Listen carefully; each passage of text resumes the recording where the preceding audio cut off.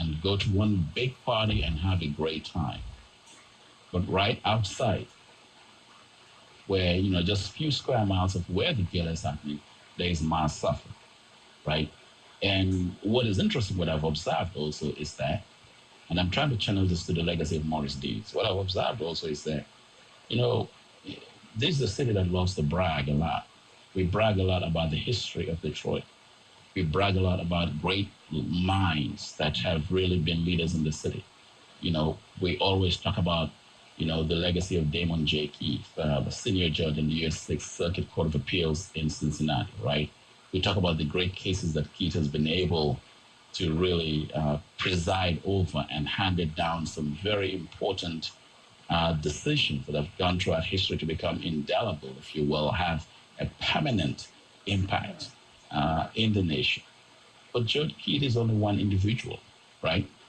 He's just one courageous judge who was in the 70s, who felt like the weight of history informed that there was a direct connection. And like Morris Deans, Judge Keith also made some decisions that were risky, but he had no choice. He felt he was obliged to do that, right? Remember the Pontiac Boston, right? And we remember all these other decisions that Judge Keith did. It took on a president, Nixon. We can go on and look at all the key decisions, especially the seminal decisions that have had national and local impact. But Judge Keith is just one individual. So what I've observed is that sometimes in our conversations, when you go to events and so forth, everybody, oh, Judge Keith was a great man. But you can't say that for any other person in this present dispensation. So how long will you continue to praise Judge Keith? Who is the next Judge Keith? Who is the next Morris Deeds? I can't find it. I don't know if it's around. Who's the next? Because you can't just keep into the past. You can't keep talking about the past. At some point, you got to get out of the past into the present. Who's the next Judge Keith? I don't know who the next Judge Keith is. Who's the next Morris Deeds? I don't know who the next Morris Deeds is in the city. I don't. If you know, please tell me.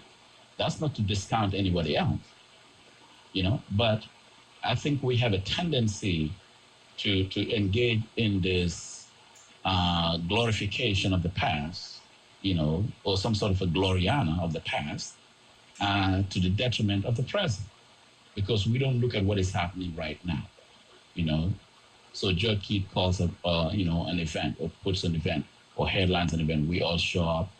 And of course, rightfully so, we give him accolades and so forth. But then after that, that's the past. We're celebrating. There has to be a future. But when it comes to the future, there is no Judge Keith presently. There is no Morris Deans. I mean, who are the next? And that is where the problem is.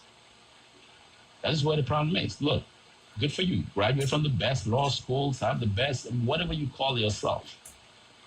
If your life, if your profession is not making, if you're not making an impact, uplifting the human condition, then the real question is, Dr. King said, life's persistent question must be, what are you doing for all this? And we all have to ask ourselves that question.